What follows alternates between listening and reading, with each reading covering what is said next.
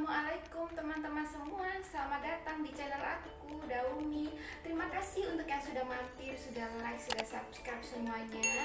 Kali ini aku membuat roti Danish. Ini dia roti Danishnya. Yuk dicek apa sih bahan-bahan dan caranya bagaimana. Cek di sini. Nah, di sini sudah ada tepung terigu, gula pasir, susu cair, ragi instan, garam, telur, butter, mentega.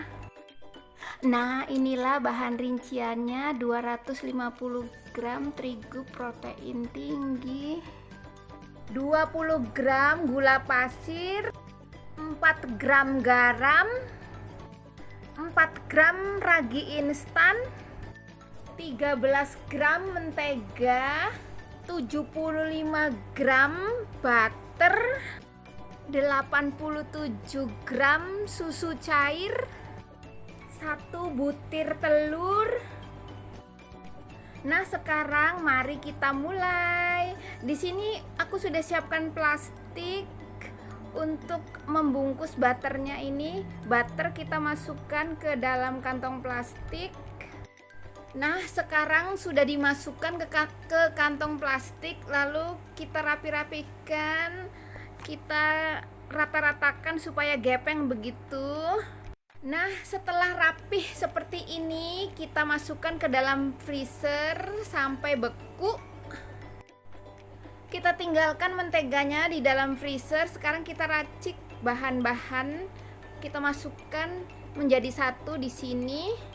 Masukkan gula dan teman-temannya. Setelah gula menyusul, garam kita masukkan. Lalu ragi instan. Kemudian kita pindah tepung ke dalam baskom yang lebih besar ya teman-teman, supaya mengaduknya lebih gampang begitu. Nah, sekarang tepung sudah masuk ke dalam baskom, kemudian menyusul telurnya kita masukkan ke dalam baskom. Setelah telur dimasukkan, lalu susu kita masukkan. Setelah susu, lalu mentega kita masukkan.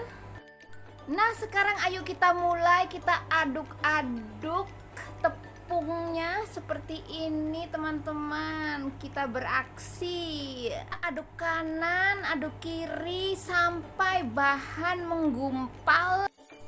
Nah, kira-kira seperti ini teman-teman, gumpalan-gumpalannya kita aduk-aduk sampai elastis. Nah, supaya elastisnya maksimal, sekarang aku pindahkan ke tempat yang rata ya teman-teman, seperti ini supaya lebih leluasa begitu. Nah, sekarang mari kita ul-ul lagi, kita benyak-benyak pokoknya sampai adonan ini tuh rata, tidak ada bergerindil-gerindil kayak ini ya teman-teman. Bagaimanapun caranya supaya ini adonan menjadi tidak terlalu kasar seperti ini ya teman-teman. Kita sembunyi-sembunyikan tuh yang seruil-seruil kayak gini nih, harus sembunyi supaya hasilnya nanti bagus.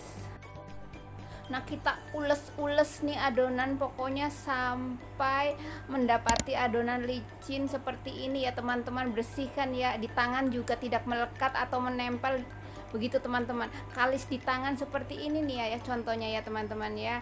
Tuh, cek licin kan tanganku, dan wadahnya juga licin teman-teman, tidak ada tempelan tepungnya. Tanda-tanda ini sudah bisa kita bulatkan, dan kita akan rapihkan yang butir-butiran ini nih supaya melesek ke dalam nih. Sekarang aku proses untuk nih kan ya, tuh kelihatan teman-teman ya. Nah, kita sembunyi-sembunyikan yang kasar-kasar tuh supaya luarnya tuh terlihat rapi. Nah, seperti ini. Setelah rapi, kita bulat-bulatkan lagi supaya ini lebih bagus begitu, dan lalu kita tutup dengan menggunakan baskom. Yuk, mari kita tutup selama 30 menit. Nah, setelah 30 menit kita keluarkan butter yang kita taruh di freezer ini dia sudah beku untuk kita letakkan di dalam adonannya. Ayo mari. Nah sekarang buka baskomnya, kemudian aku mau ambil pisau ini ya, kita potong adonannya, jangan putus ya teman-teman, kira-kira setengah tinggi, setengahnya saja, jangan sampai mendasar begitu. Nah sekarang kita potong ke sisi yang lainnya seperti ini supaya membentuk menjadi belah 4 begitu teman-teman. Lalu kita ratakan ini supaya melebar begitu. Jika ada yang bolong tuh kita rapatkan ya teman-teman, karena ini nanti kita akan isi di dalamnya ini dengan butter ya teman-teman, butter yang sudah kita bekukan. Nah kira-kira seperti ini nih rapihnya ya, membentuk persegi lah, nggak rapi nggak apa-apa teman-teman ya. Sekarang kita masukkan ini butter bekunya, kita letakkan di atas adonan seperti ini, kita rapih-rapihkan, kita tekan-tekan supaya menyatu dengan bahannya ini, supaya nanti jika kita giling-giling itu tidak lepas atau tidak muncrat begitu dari dalam ini ya teman-teman.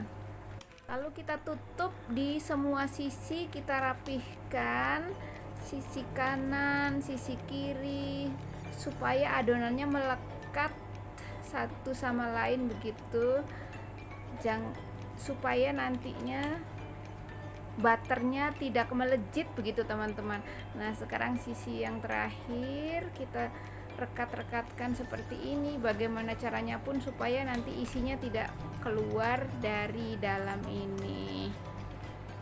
Nah sekarang sudah rapi, kemudian kita ambil tongkat bakery, kita gencet-gencet pokoknya sampai ininya gepeng dan memanjang ya teman-teman adonannya. Nah setelah gepeng dan memanjang, kita lipat lagi seperti ini. Nah setelah ini memanjang, lipat sekali lagi, kemudian aku akan taburkan tepung di atas meja. Nah sedang menaburi tepung, mati lampu, mode gelap deh. Nah ayo gelap-gelap gak apa-apa ya teman-teman ya, yang penting masih ada cahaya tuh dari kanan dan kiri. Ayo kita mulai tabur tepung di atas adonannya, kita usap-usap. Setelah diusap-usap kita gencet-gencet lagi sampai memanjang, kita lipat lagi, ulang lagi seperti tadi itu sampai 3 kali ya teman-teman. Nah sekarang tabur tepung lagi, kita pipihkan lagi, lalu kita lipat lagi sama seperti sebelumnya, lipat atas lipat bawah seperti ini, kita gencet lagi sampai memanjang lagi, lalu lipat lagi ya, diulang-ulang terus sampai 3 kali. Kita gencet lagi, kita pipihkan lagi. Jika ada butter yang keluar, kita taburkan tepung lagi supaya menjaga agar butter itu tetap ada di dalam sana ya teman-teman. Kemudian kita tekuk lagi, hal yang serupa seperti sebelumnya. Lalu kita tabur lagi, kita gencet lagi sampai sepipi ini. Nah sekarang ini sudah 3 kali teman-teman. Sekarang kita tinggal proses untuk yang terakhir kalinya, kita tipiskan. Nah jadilah setipis ini ya teman-teman, kira-kira setengah ruas jari. Kemudian kita tambahkan kismis. Di sini aku bahannya lebih banyak karena aku membuatnya 3 kali resep ya teman-teman ya. Jika kalian mencoba 1 kali resep saja yang seperti yang ada dalam resep ini, tapi aku membuatnya ini berlipat-lipat resep ya teman-teman ya, berlipat-lipat kali resepnya. Kita taburkan kismis di atas hamparan ini sampai rata. Kemudian kita rekatkan dengan cara seperti ini ya teman-teman, dengan menggunakan alat seperti ini nih, supaya kismisnya melekat di dalam adonan begitu, supaya nanti jika kita potong lengket begitu teman-teman. kita rekat-rekatkan terus sampai semuanya rekat seperti ini. Nah, sekarang kismis sudah rekat, lalu kita proses untuk kita gulung seperti ini. Kita gulung dengan rapi dan rekatkan begitu sampai semuanya rapi. Kemudian kita ambil pisau, kita potong menjadi 2 dulu seperti ini. Kita potong kira-kira setengah atau 1 ruas jari kita ya teman-teman ya, seperti ini. Nah, kita potong-potong adonannya seperti ini semuanya sampai selesai. Setelah selesai memotong, kita comot atau kita ambil 1 keping adonan, di ujungnya itu kita ambil, kita lipatkan ke bawah begitu teman-teman, supaya nanti hasilnya tidak lepas simpulnya ya teman-teman. Jadi seperti konde nanti menyonyong apa tuh ya, menyonyong, nggak tahu deh bahasa apa menyonyong ya, pokoknya sampai ditekan-tekan si kismisnya supaya nanti dipanggang tidak copot. Nah, kita simpulkan di bawahnya seperti ini ya teman-teman, untuk menjaga supaya tidak lepas lingkarannya ini. Nah, seperti ini kita tekan-tekan, kita blesek-blesekkan ke dalam supaya kismisnya terkunci begitu. Sekarang sudah selesai merapi-rapihkan adonannya. Sekarang aku mau susun di atas tray untuk dipanggang. Ayo mari kita susun. Nah, di sini aku sudah siapkan loyang yang beralaskan kertas silikon anti lengket begitu. Kita rapi-rapihkan, letakkan bahan danisnya di atas loyang. Kita susun, kita beri jarak satu sama lain agak berjauhan. Kira-kira 1 loyang hanya 6 keping bahan denisnya ya teman-teman. Setelah semuanya rapi, kita diamkan selama 40 menit supaya mekar. Sambil menunggu 40 menit, kita tuang susu cair kira-kira 1, 2, nah 3 sendok makan susu cair ya teman-teman. Nah, setelah 40 menit menjadi kembung-kembung seperti ini, kita oleskan susu cairnya di atas bahan denis. Oleskan ke seluruh bahan denisnya. Setelah diolesi susu cair, lalu kita comot gula pasir butiran untuk kita taburkan di atas bahan denis. Taburkan ke seluruh bahan denis. Setelah denisnya kita taburi dengan gula, kemudian kita panaskan oven dengan suhu 200 derajat. Lalu bahan denisnya kita masukkan ke dalam oven, kita panggang selama 14 menit. Nah, 14 menit berlalu, sudah matang. Kita cek, kita angkat danisnya. Jeng-jeng, sudah matang. Nah, di sini aku siapkan rak seperti ini untuk menempatkan roti di atasnya.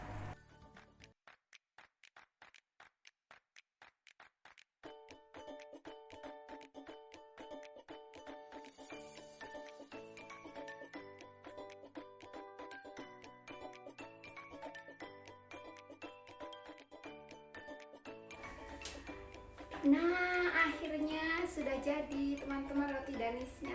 Nah, sekarang kita tinggal icip-icip. Nah, sekarang aku comot 1 keping denisnya ya teman-teman. Aku coba sobek ini. Panasnya minta ampun karena masih panas ya teman-teman, baru dari oven tuh kismisnya sampai jatuh-jatuh. Nah, ini aku sobek. Sekarang aku mau coba makan.